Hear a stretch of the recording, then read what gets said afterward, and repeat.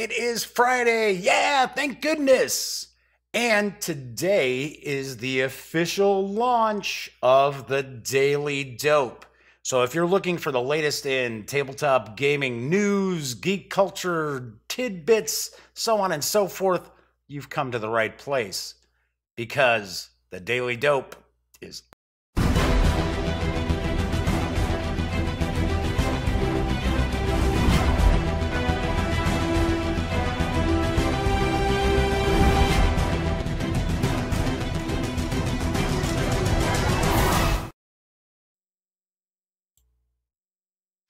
Howdy, gang.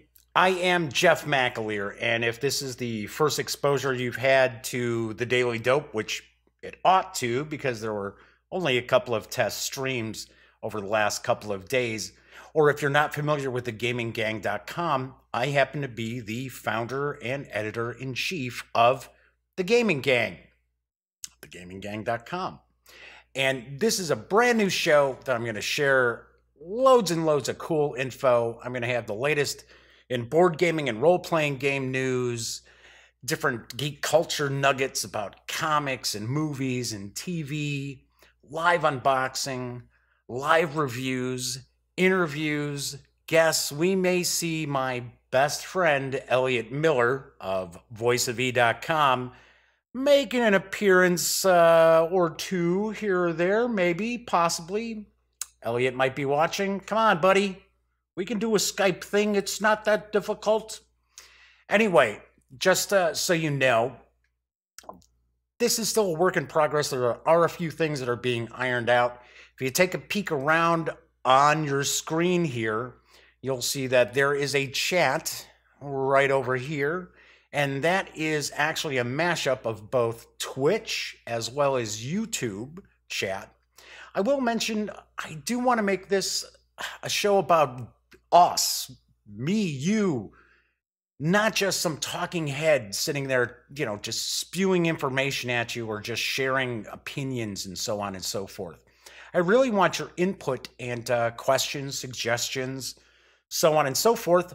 And of course, you can reach me at mailbag@thegaminggang.com. So anyway, also taking a peek down below, there is like a donation area. That's not all set up yet. That's mainly going to go through Twitch. I could have done it through YouTube, but there's a few reasons. Maybe I'll explain on a future show why I'm probably not going to be doing that. I am not here to be, begging you for money or anything like that. Do not worry about that whatsoever. So as I mentioned, this is kind of a work in progress. I'm going to work on the audio a little bit as well as the lighting. The lighting's a little too harsh in my opinion. But if you've tuned in, I've got some of the latest tabletop gaming news as well as a peek at the latest release for 5th edition Dungeons and Dragons, Xanathar's Guide to Everything, which the folks over at Wizards of the Coast were kind enough to send along to me. Just came in the mail. I really even had a chance to take much of a peek at it. So we're going to actually page through that a little later in the show. But first things first, I want to get on to the news. And let's kick off with some big news from Fantasy Flight Games. Because I got to be honest, I'm sure my nephew is going to be super pumped about this because Fallout, the board game's about to hit. Now, there are some conflicting info about if this is available now or not.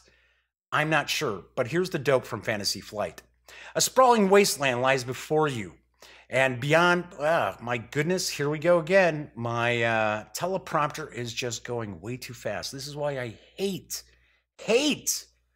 working with teleprompters. It's just insane. Let me let's see if we can slow this on down a little bit. See, like I said, this is a work in progress. Anyway, there are conflicting reports about Fallout, the board game, being available. It's not showing that it's for sale on Fantasy Flight Games website. Some retailers are saying they've got it. Reviewers have it. I don't have a review copy. I never get stuff from Fantasy Flight. But I know this is a title a lot of people have their eyes on. So here's the dope from Fantasy Flight. A sprawling wasteland lies before you, wiped out by the centuries-old atomic blasts of the Great War. Beyond a smattering of hills, you can see the charred remains of a society you remember shiny and new. Though the bare foundations creep a collection of mutated critters whose origins you can only guess, attaching whoever and whatever crosses their paths. Beneath the overgrown soil, vault-dwelling communities fight to survive on limited resources. It's across these abandoned spaces you must now travel, building a new life atop the crushed glory of a destroyed world. Fallout is an adventure board game based on the hit video game series by Bethesda Softworks. In the game, 1 to 4 survivors will begin at the edge of an undiscovered landscape with one primary objective: to survive. Staying alive, however, is just the beginning. Players must explore the hidden map, fight ferocious enemies, and build the skills of their survivor as they attempt to complete challenging quests and balance the feuding factions within the game. To win the game, players must collect influence, thereby securing their spot in a society struggling to thrive in a world forever changed. Welcome to the Wasteland. Of course, as with most FFG releases, there are tons of posts regarding the Fallout board game, and I'm not going to sit here and read 20 paragraphs, but suffice to say, this looks like a game with plenty of meat on its bones. You have character types and experience to level them up, lots of gear and goodies, quests, monsters, mutants, and other assorted baddies that are aiming to make your life difficult in the Wasteland. I have no doubts this is going to be a huge hit, no matter what reviewers say. It is on a lot of people's Christmas lists already. It is for 1 to 4 players, ages 14 and up, plays in about 2 to 3 hours, and it does carry an MSRP of $59.95, which really isn't too bad of a price as far as the game itself, because for what it looks like is in it, it looks pretty meaty. It looks like there's a lot of stuff. I know reviews are just hitting in the past couple of days. And when I said, well, I'm sorry, I don't have a review copy, it's not, I don't have anything against Fantasy Flight games. It's just, I don't know. It's always been tough to, I mean, now that they're owned by Asmodee, it might be a little bit different. But back in the day, it was really tough to try to get your hands on review copies and stuff. So maybe that's changed. I have the new contact I should be talking to. I haven't reached out. Anyway, in our next news piece, there is a skirmish level miniatures game that's really caught my eye from the folks over at Osprey Publishing, or I suppose in this instance I should say Osprey Games. Now, as someone who painted thousands of 15mm historical minis over the years, I've always been really familiar with Osprey, and mainly through their amazing lineup of historical books, which are jam-packed with uniform information. Yet a couple of years back, I was really pleased to see that Osprey branched out into gaming, and their Frostgrave Fantasy Skirmish rules have done really well, and they've been a big hit. They also have some card and board games too that look super cool. But today I wanted to share Dracula's America, Shadows of the West. Here's the dope. It's 1875 and Count Dracula is President of the United States of America. In the wake of the Civil War, with the country struggling to regain its balance, Dracula seized power. The Count's thralls assassinated President Lincoln, damn them, and his entire administration in a single night, and in the ensuing chaos, their master made his move. Dominating the Senate, he declared himself president for life, which for him is a long time, and now rules the Union with fear and an iron fist. And we're not talking about Netflix Iron Fist. Drawn by the shadows gathering across the nation, secretive cults and evil creatures emerge from their lairs to thrive in the darkness of the new regime. Fleeing from the oppression and menace of the East, hordes of pioneers head to the West, hoping for a new life. Go West, young man! Dracula's greed, however, knows no bounds, and his reach is long. Dracula's America, Shadows of the West is a skirmish game of gothic horror set in an alternate Old West. Secret wars rage across the country, from bustling boom towns to the most remote wilderness, as cults and secret societies fight for power and survival. Players will throw their support behind one of these factions and will lead a posse in fast-paced cinematic battles for dominance and survival. I wanted to mention Dracula's America today because coming in January is a supplement to the game called Hunting Grounds, and that looks pretty neat too. And the dope regarding that, this supplement for Dracula's America, Shadows of the West, contains a host of new rules and material and offers something for every player. 2 new factions, the Forsaken, ragged survivors of the 7th Cavalry tormented by a bestial curse, and the Shadow Dragon Tong, crime lords with an agenda as mysterious as the powers wielded by their enforcers. The Hunting Ground includes scenarios and counters that focus on this mythical realm and the power and threats found within it. There's new territory, so you can build and develop your headquarters and exploit the benefits it offers. But beware, your enemies are taking the fight to your home turf. There's outlaws, mercenaries, and bounty hunters. New campaign options allowing you to turn to a life of crime, bring in wanted fugitives, or sell your gun to the highest bidder. There's new monsters, the Desians of the Hunting Grounds in all their terrifying glory. New hired guns. There's all kinds of folk willing to sell their skills, and these new hired guns offer a range of tactical options, if you can afford them. New gear. Bring a Gatling gun to a knife fight, or find out why you were always warned about misusing brimstone chalk and vials of ectoplasm. New skills. Writing and leadership skills give you new combat options and help your posse stay in the fight. The core book for Dracula's America is available right now. It's been out for a while, I think since October maybe. But it's on sale for $21 in hardcover or $13.29, which is kind of an odd price, in EPUB or PDF. Well, Hunting Grounds hits on January 25th and will carry an MSRP of $25. I have to say, I'm a big fan of skirmish games, and the reason for that is because there isn't a huge buy-in to get into those kind of games. Whereas I'm not going to knock miniatures companies and that. I've done that enough over the years. I'm not going to mention names or anything.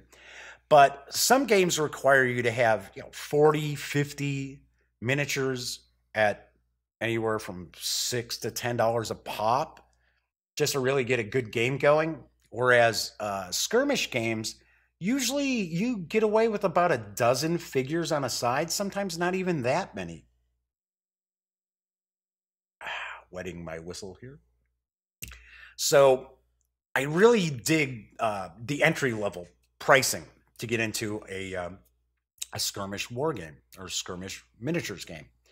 I will mention I would have included more images for Dracula's America, but they really aren't available out there. I will say that we may actually get to see some Osprey Games in the very near future, and I am hoping that possibly Dracula's America is in the mix, because I would really, really love to get a much better look at Dracula's America. It looks really cool.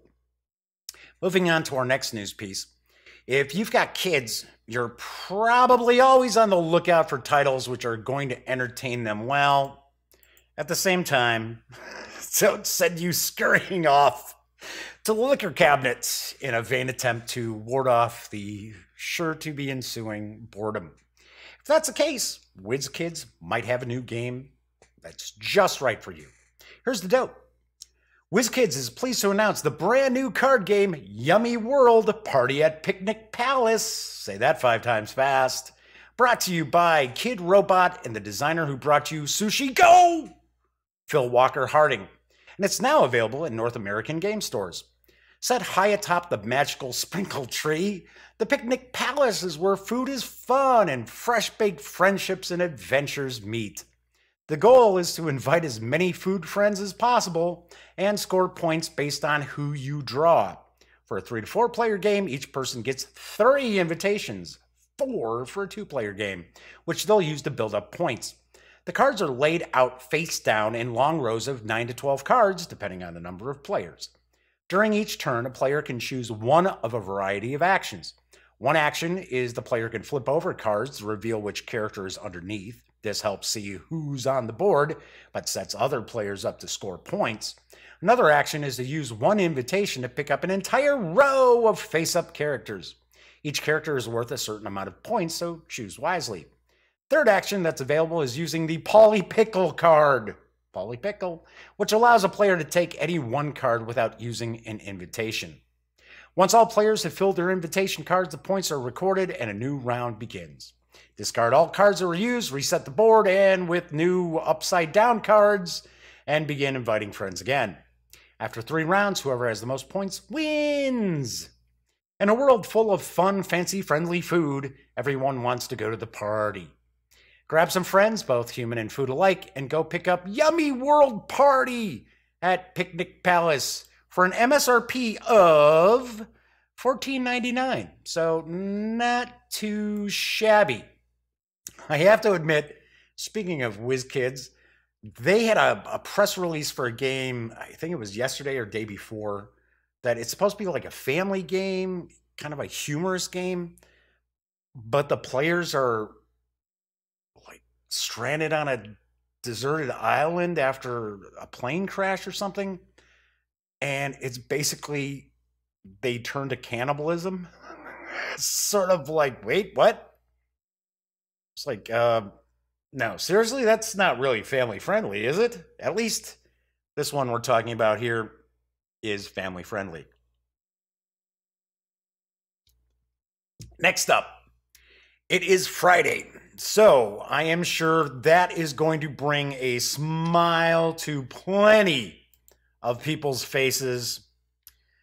And it's also going to make you smile for other reasons, because there's a new family game from Z-Man Games called Smile. Yes, another family-friendly game, and longtime followers of thegaminggang.com are probably wondering, my gosh, Jeff, what's wrong with you? 2 family games you're talking about in one day? Back to back? Hey, there's nothing wrong with family games. I just don't have little kids to play family games with. Anyway, here is the dope on Smile from Z-Man Games. The critters are on the loose. Deep in the dark forest, cute critters gather round, waiting for you to give them what they crave. White Castle, maybe? Some of these devious creatures will try to fool you. Some will butt heads and scurry back into the trees. Others will stay no matter what. Gather your fireflies and see if you can lure the best ones to your side. Smile is available now. Smile invites 3 to 5 players to enter the woods and hunt for the cute critters that live there. Tempted by the juicy fireflies that you carry, the critters just might come and join you. If you offer them more fireflies than your friends, that is. Lurking in Smile's deck of 50 cards are critters. Wait a second. Lurking? That's not really a friendly word. Murderous monsters lurk.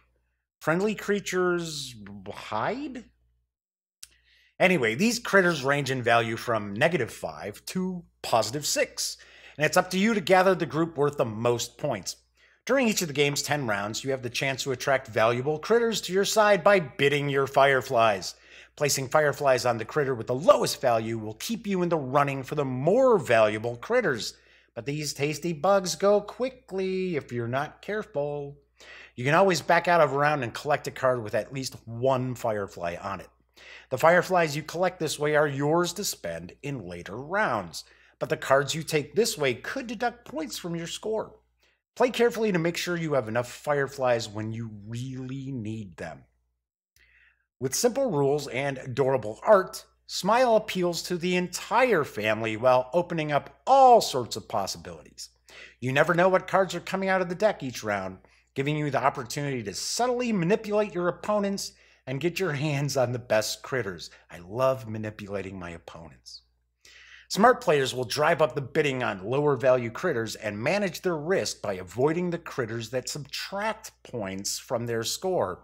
In the end, only you can decide when to go big, or I guess go home.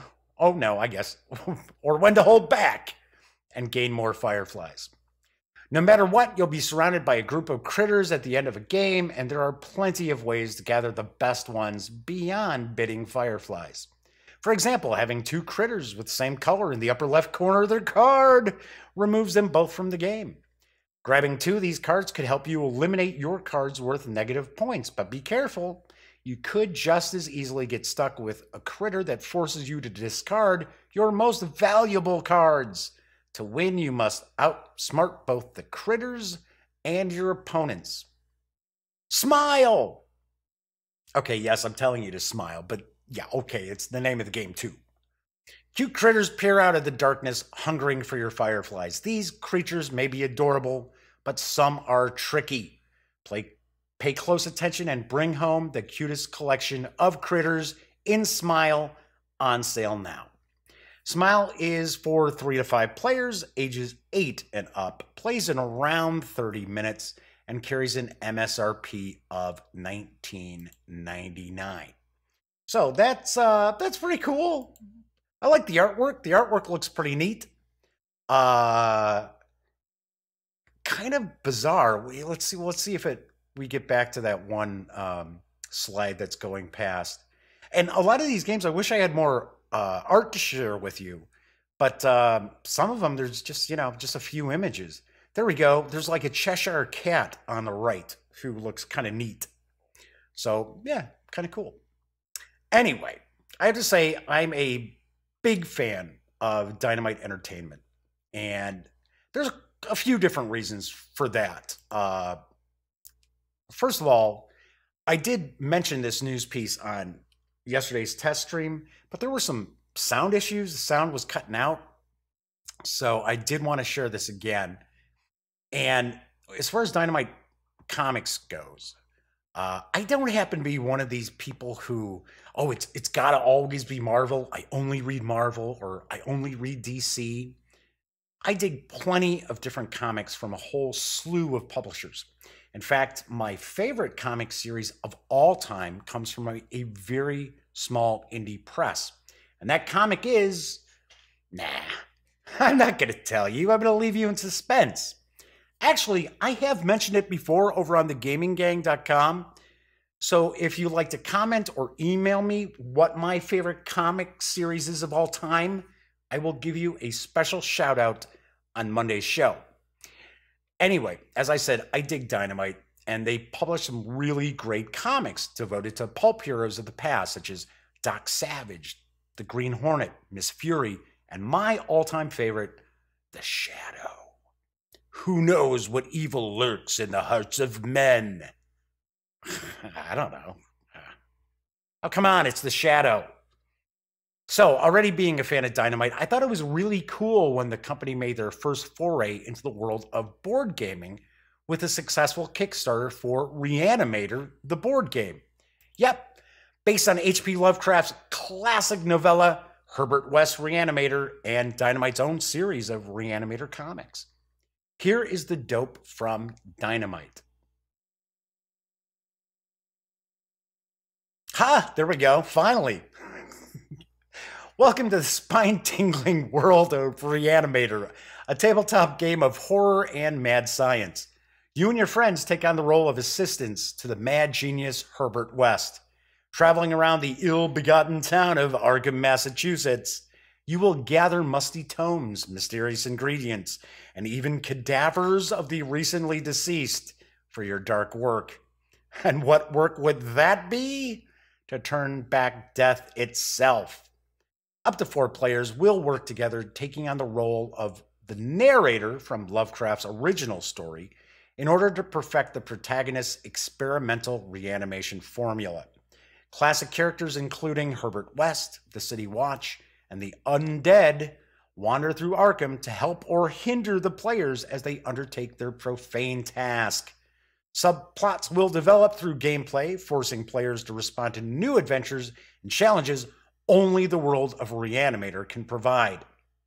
Although the Kickstarter did end a while back, and my memory seems to recall I think it was October, I do have the Kickstarter video to share with you to give you a better idea of what the...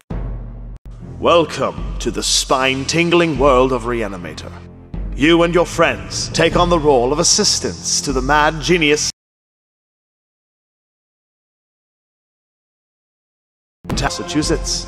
You will gather musty tomes, mysterious ingredients, and even cadavers of the recently deceased for your dark work. And what work will that be? To turn back death itself!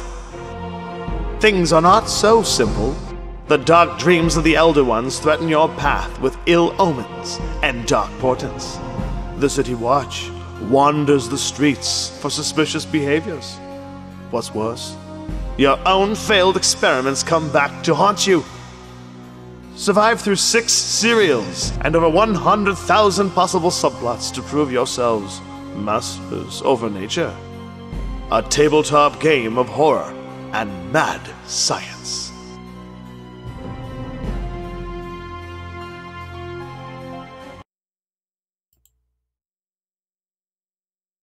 As I mentioned, it does look pretty cool.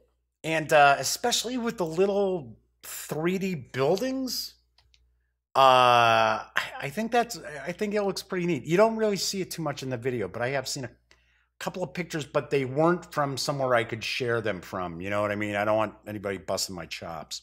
Anyway, I had Dynamite actually reached out to me to ask if I wanted to do a review. And I was like, of course, sure.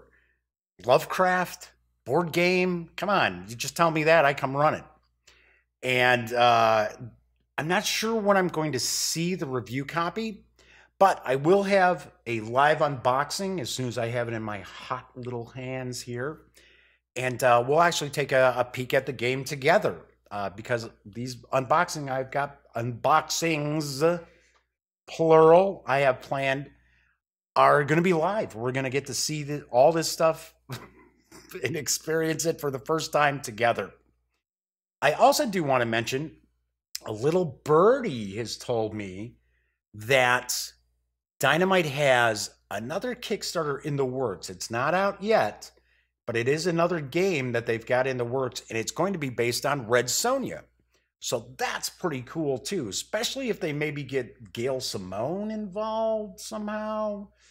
She's the writer who I always associate, well, Roy Thomas back in the day, but she's the Gail Simone's the writer who I always associate now with Red Sonja.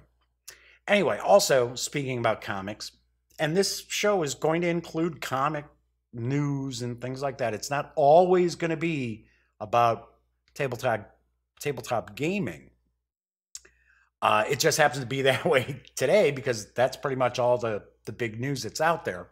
Anyway, if you're a comic fan, we are in need of reviewers for comics at thegaminggang.com.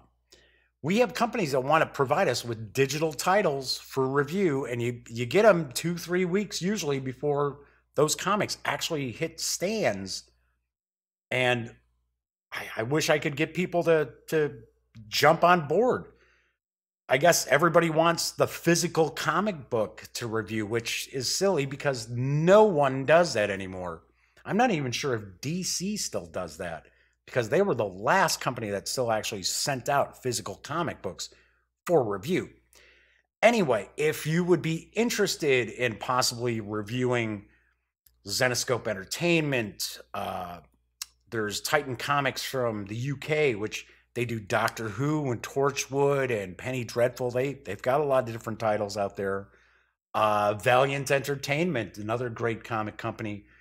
And maybe, just maybe, Dynamite Entertainment Comics too. So if you'd be interested in helping us out with some reviews and actually get digital comics way before anybody else is getting them, be sure to drop me an email to mailbag@thegaminggang.com.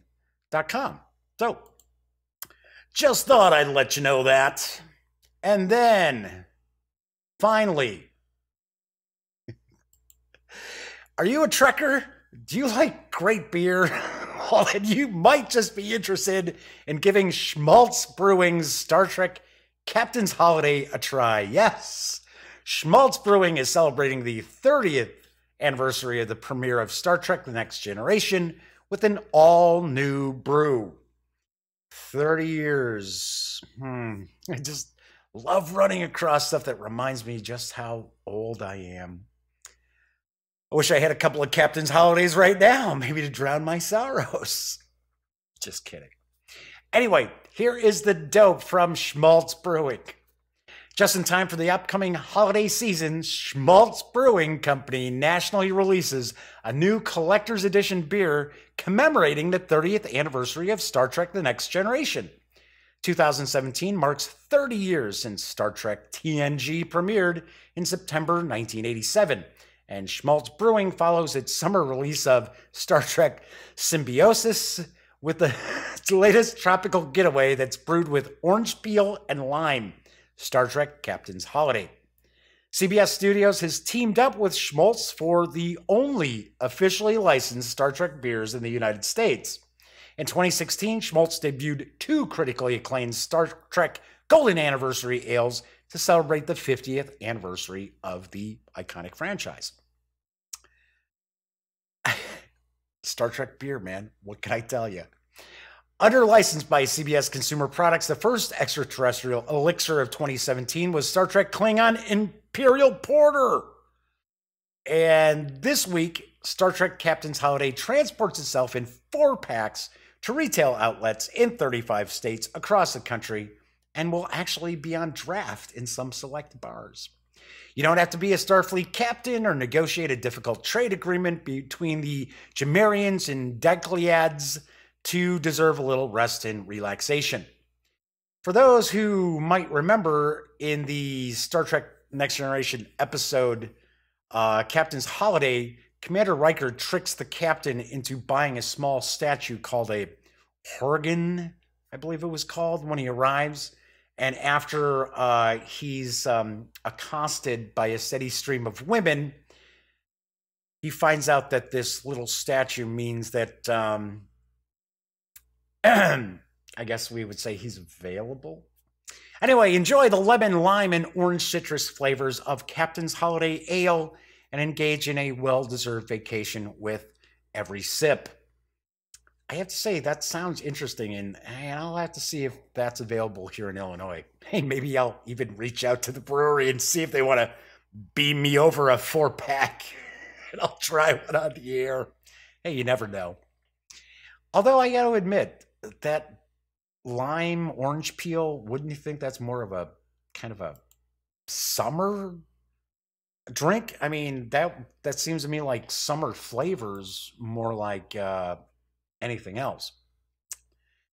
Anyway, moving right along, I do have one last news item, but unfortunately, I ran across it just before I was getting ready to start the stream. But I did find out, and so I wasn't able to put together any sort of images or anything like that. But I did find out today that Cubicle 7 and Chaosium Publishing, the license that Cubicle 7 had with Chaosium to provide supplements and things like that for Call of Cthulhu. So like Cubicle 7 had the awesome Cthulhu Britannica lineup, World War Cthulhu, and The Laundry, all excellent RPGs. Well, the license is ending, and Cubicle 7 and Chaosium have decided not to renew it. And I have to be very honest, I knew this was going to happen back in August. And I feel kind of bad because on one hand, yeah, I like Chaosium. Yeah, they have their issues as a company. Yeah, we know. Love everybody over at Cubicle 7. And they were doing such phenomenal work for Call of Cthulhu, which is my favorite role-playing game. But on the other hand, I'm kind of excited because this really gives Cubicle 7 an opportunity to develop their own Cthulhu mythos, or as they like to say across the pond, mythos RPG, which I think would be fantastic. I'd love to see what these guys would come up with. My buddy Dominic McDowell and the rest of the Cubicle 7 gang. So, sort of bad news, and you know, what can it say? Anyway, before I dig into the Xanathar's Guide to Everything, I want to point out that on the Daily Dope, it's not just always going to be news and you know, unboxing games and stuff like that. Yeah, there's going to be a lot of that. But as I mentioned, I want this to be kind of a dialogue, maybe not instantaneous, live. I don't expect a lot of people jumping into chat and things like that. A lot of people just like to kick back and watch something, which is cool. Awesome with me. I just want, you know, people to kick back and we'll kind of chat about games. But one thing that I do get a lot of people asking me is as far as Kickstarters, and specifically, how can you get a better idea if a Kickstarter is going to be legit or if it's maybe going to be a little shaky? And there is hundreds of millions of dollars out there in successfully funded Kickstarter projects, not just games, that have never been delivered. And I guess I'm kind of ambivalent about Kickstarter. I used to really dislike it. I didn't think a lot of companies should be utilizing it. Big companies, it should have been for small companies. Now it's sort of like, well, it is what it is, right? I hate that term, but it is what it is. But there are a lot of my friends who have been burned by sponsoring Kickstarters that successfully funded, and then the individual or individuals behind that Kickstarter project took off with the dough. I'm not going to name any specific names. I mean, my wargaming friends out there, they know probably exactly what I'm talking about, with one prime example that I've covered on the website in depth last time I knew anything that was going on about it. But anyway, so I have people all the time either ask or email me and say, hey, what are things to look for to make sure that something's going to be legit? And I tell them that there are usually 5 things that I look for, 5 questions I basically have. And let me wet the whistle here. I apologize for being kind of, you know, discombobulated today. I had to go babysit my niece and nephew. Not that they really need babysitting, but my brother and my sister-in-law are out of town. So I had to go over there and kind of keep an eye on them. And then I was late getting back here this morning and blah, blah, blah, whatever, Jeff, your show stinks. But I'm just saying. Anyway, so the 5 things I look for. Number 1, do they have a website? That is critically important to me. Does a company have a website? It doesn't necessarily have to be some big company website and all these different games that they produced in the past or anything like that. But they have to have a website. Sorry, Facebook pages do not count. Facebook pages don't cost you anything to create, and there's no oversight, I guess we would say. Not that there's oversight for creating a website, but to me, if someone who's coming out with a crowdfunding project does not have a website, they do not have a domain name, that's a red flag to me, because if they can't invest a few bucks, and we're talking practically nothing, $20 for a year tops, with a domain name and free hosting, and use something like WordPress or something to create a website fairly easily, that's a huge red flag. Second thing I always point out, is there a video for the Kickstarter? Now, of course, anybody can shoot a video, but once again, when you're looking for a video, and more importantly, is the video showing off some of the components, not just conceptual ideas of what the components are, or just flashing a few images over and over and over again in a minute-long video. What I'm talking about is, do they look like this matters to them? Do they take time to create a video? I mean, I'm not, Lord of video production by any stretch of the imagination. But to me, if you don't have a video, once again, there's something that I'm I don't know. Second thing I point out is, look at the artwork. Is the artwork that cheap, cheesy, like early 2000s 3D art? I see a lot of Kickstarters that people send me, oh, hey, please promote my Kickstarter. And I take a look at the art and I'm like, no way. No, because for one, it's not going to fund looking like that. I don't care how good the mechanics are. People are going to see that and they're going to say, no way. So that is another thing I always point out is, is the artwork really professional? Does it look really cheesy? And kind of along those lines too, is you got to be really careful with miniatures. All these companies are jumping in, and I love minis, don't get me wrong. And I've had people get mad at me because I am of the opinion, if you're going to play a lot of miniatures games, you should paint the miniatures. I mean, that's one of the whole points of the hobby, is to have painted miniatures that look amazing. And it's just one of the aspects that make that genre of our hobby really cool. But if you see miniatures and all they are they're not even like fully realized 3D sculpts, something you gotta be careful with, because miniatures games tend to pull big money.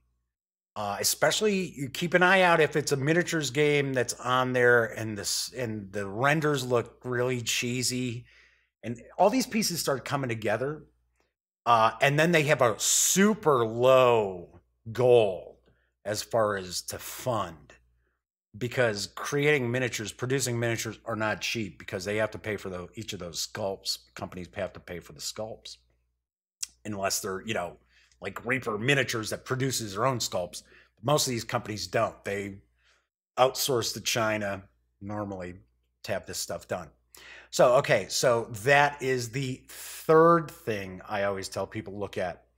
Fourth thing is, have they ever successfully funded a Kickstarter before? If the answer is no, be a little leery. Also be leery when you see someone repeatedly putting up the same project with just a few little tweaks here and there, but keeping the goal the same. That to me is another red flag, because usually when somebody relaunches a Kickstarter that maybe just missed, they're gonna drop down their goal. They're gonna trim some items out and drop down their goal in order to, hopefully get the same people who backed it the first time to come back around to pledge their support. And then, like I said, it's just, be careful. There's way too many people out there scamming on Kickstarter. Then finally, the last thing I always point out is it too good to be true? Because like anything else in life, if it looks too good to be true, it probably is. So if it's some game that's promising you just all these awesome features and everything else just in the core, I'm not talking add-ons. Yeah, sure. The stretch goals and things like that. Yeah, they're going to start, tossing in some really cool stuff, hopefully, if they reach certain funding. But when they start like just unloading everything in the kitchen sink, and they're only asking, $30 for the game, start to scratch your head. I mean, that's not the biggest thing I look for. I look for the other four things first. But also keep in mind, if, like in life, if it's too good to be true, it probably is. Anyway, so I just wanted to take a couple minutes and just mention that, because, like I said, I get quite a few different people who take a peek or shoot me emails and stuff like that. All right. So anyway, I am still getting used to all of the keys and stuff to kind of maneuver around through these different scenes here. But I do want to take a look at Xanathar's Guide to Everything. And we're going to see if there's everything in here, which is for 5th edition Dungeons and Dragons. And now I have moved off here to the side, so you don't have to keep staring at my ugly mug. Anyway, the fine folks over at Wizards of the Coast were kind enough to send along this review copy of Xanathar's Guide to Everything, and I just got it in the mail. And I have not even gotten a chance to crack it open and take a peek. From my understanding, we are looking at this is not necessarily a core book, I guess we would say, for 5th edition, but it's got a lot of cool options that are available to you.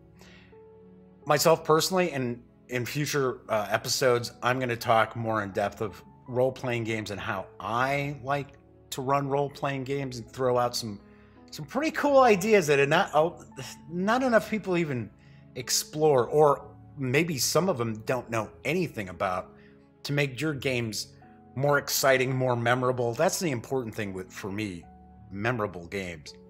But anyway, this is a bunch of cool options that are available for your 5th edition game.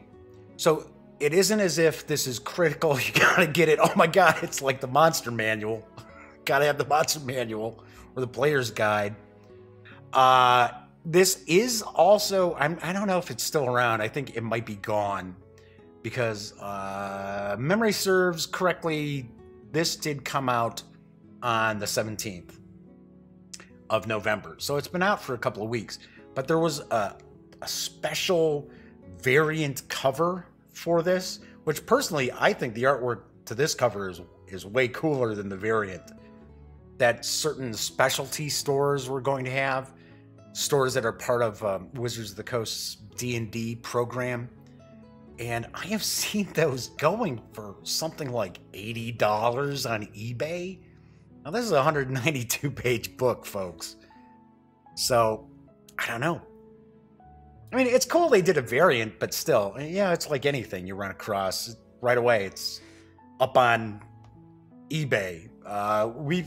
We've been to Comic-Con in San Diego and gotten swag because we go to the press and we get swag all the time, and we'll get stuff that's like, oh, that's kind of cool. The next thing we know, people are selling them for $200 on eBay, and it's like, what? It's like, oh, an exclusive. I never do that. All right, so let's take a quick peek in here. I've got the camera zoomed in as best I can without tearing everything apart over here. Something else I'm going to be working on. But, Poppy Game, I do understand that we have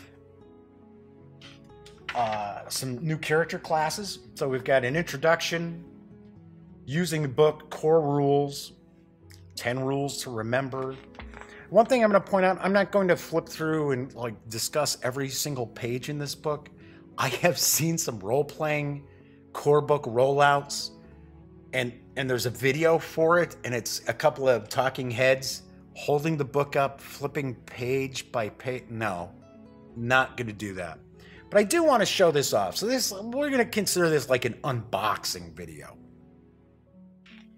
So we've got character options. Looks like we've got some pretty cool artwork throughout. Embarrassment. Oh, yeah. Hey, it's a skill I'm well versed in. Bard colleges. Clerics. Divine domains. Druids. So not only are we looking at, I think we're sort of doing a little more of a deep dive into the character classes, but it looks as if the character classes are getting some more options as well.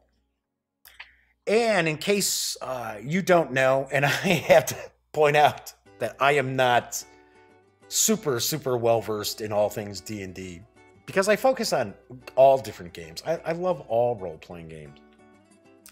Xanathar is supposed to be a beholder who's a crime lord who deals with information and so on and so forth. Gosh, now I'm trying to think of what city he's supposed to be in.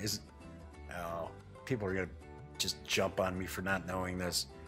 But so that's why it's Xanathar's Guide to Everything, which I don't know. I don't see this covering everything yet. We'll see. So we've got the monk. One thing I will point out, the paladin. One thing I will point out that I'm noticing as we flip through here is, of course, as soon as I say something, it's going to change. That it's not overwhelmed with art. You know what I'm talking about. Where you'll pick up a gaming book, supplement, even a core book, and you find that it's just half of it's art, 25% of it is fluff, and 25% of the pages are actually playing the game, rules to the game, stuff like that. Hate when I see that, but I mean, there's a lot of good art in here, but we're seeing you know, a lot of good information as well, a lot of good info. The warlock.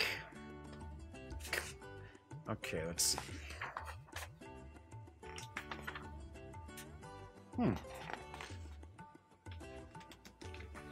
And when I do the unboxing, and of course I don't necessarily expect it for this, because this has been out for over 2 weeks, so a lot of people have already picked it up. A lot of people know all about it. But when I'm doing unboxings, and I'll be the first to admit that in the test streams and today, I'm not paying a whole lot of attention to like what's going on, if people are chatting. You know, I mean, okay, I know if somebody's in chat, or I'm not paying attention to who's watching at the moment. I don't know. Might be Elliot. Might be, gosh, now and off the top of my head, I can't think of the person's name on YouTube. Gosh, I want to say it's Enroth. I know I'm wrong. Sorry. I'm so sorry, because I know you're probably watching. I'll remember it for Monday to give you a nice shout out, because you've said some really nice things about the Gaming Gang and the videos that we do. If somebody has a question or anything, especially when I'm doing, say, a review or a live or an unboxing of something that you probably have not seen before, something that's pretty fresh, by all means, shoot a question out or say, hey, Jeff, hey, do me a favor, go back and can you give us a better look at XYZ? Can we see those counters again? Is there any way you can get closer into the map or the game board? Yeah, shoot that out. There's probably a bit of a delay as far as the chat goes, but yeah, by all means, as I have said umpteen times, I don't want this to just be me sitting here just yapping at you. But then again, I don't expect everybody to be like, oh, hey, I got a question. Plus, of course, there's the mailbag too. So if people have gaming questions, I get a lot of people who ask, you know, recommend a game. If you caught the test stream, one of the 2 test streams, one of my friends from high school, who was a big gamer with us, part of the gaming guild was our club at Lane Tech. He had shot me a message, and it just on Facebook, and it just said, hey, what are your top 5 board games? I'm sort of like, you got to give me a little more to work with than that. You know, how many players? What kind of genre? What are you looking to do? So if people have questions about, you know, if they want a recommendation for a 2-player game that they think their significant other who's not a big gamer might like, or what I feel maybe are the most overrated games, just, you know, I'm more than happy to do a little Q&A from the mailbag. All right, so it looks like we're dealing with a lot of encounter charts here. See, you are seeing all the pages. I'm just not talking about the pages in a whole ton of detail. Traps revisited. You mean getting caught in the trap the first time wasn't good enough? Designing simple traps. Ah, right. So we can see this is Dungeon Master stuff here. Pretty cool. I have to say, I like 5th edition D&D. I really do. I like what they did with it. Where I had a bit of a problem, and then, I don't know, maybe Wizards wasn't too thrilled with me, but I didn't care for the first campaign that they did. I thought it was pretty weak, and I don't know, maybe they didn't like the review. I was just being honest, you know, that's how I work. I'm not a shill. I haven't been bought off yet. Joke. All right, so now we've got some new spells. But anyway, yeah, I like Pathfinder 2. I'm not overly familiar with Pathfinder, and there's just so much stuff out there for Pathfinder that, for me, it's kind of difficult to try to jump into. I will mention, next week I'm going to have a review of Starfinder, because I did get the core book to that, compliments of my very best friend Elliot Miller, and I'll give you a hint, I really like it. And it's kind of cool because it's sort of like, okay, there isn't tons of stuff out there. I mean, there's some good amount of third-party stuff coming out. But anyway, we're not talking about Paizo. This is a Wizards of the Coast product, Jeff. What are you, stupid? But looks like we've got all different new spells. Tiny Servant. And it's a walking mug of ale. I want me one of them. Sweet. Shared campaigns. So we're into Appendix B, character names. Oh, that's kind of cool. I'm amazed at how often in role-playing games, roll up a character. Hey, not a problem. Then it's like, okay, come up with a name. Everybody around the table's like, All right, pretty cool. All right, so it looks like we've just got some randomized charts here for different names at the back. So there are 192 pages in this. Got a bunch of spells. A section about traps. Some more encounters.